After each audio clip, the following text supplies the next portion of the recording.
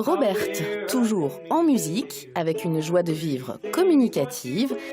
C'est en tout cas l'impression que le jeune lycéen néo-zélandais laisse partout où il passe. Même ses professeurs louent son travail. En témoigne un bulletin impeccable. Mais le plus spectaculaire en 3 mois, c'est la manière dont il s'est approprié notre langue et notre gastronomie. Oh, la nourriture française, vraiment, la nourriture française, elle a touché mon cœur. J'ai découvert la crème des marrons. Oh, vraiment, parce que ça n'existe pas en maison. Et donc, quand j'ai essayé pour la première fois avec des brioches, oh! L'exemple d'une intégration parfaite.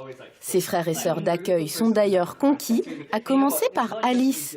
Elle vient tout juste de rentrer d'un séjour d'1 an en Nouvelle-Zélande, par le biais d'AFS Vivre sans frontières.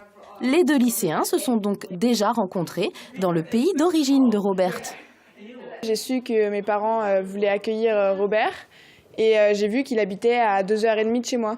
Du coup, je me suis dit, on devrait se rencontrer, quoi. Donc du coup, on a commencé à parler et puis je suis allée le voir dans sa ville. Puis du coup, voilà, on a pris un café ensemble et c'était super cool. Puis du coup, on parlait en anglais. Puis maintenant c'est plus français qu'anglais, quoi.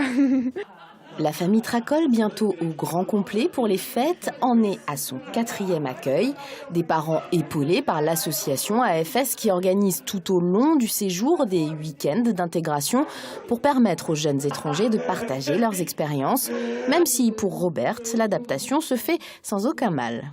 Il est très connu au lycée et puis aussi au sein de l'association AFS, au cours des week-ends que nous organisons pour les jeunes accueillis et puis les jeunes partants, les Français qui veulent aller découvrir un autre pays. Donc c'est un peu la vedette. Une maison ouverte aux autres cultures, ce qui a incité 3 enfants de la famille à partir à leur tour, afin de se construire une histoire un peu plus cosmopolite que d'ordinaire.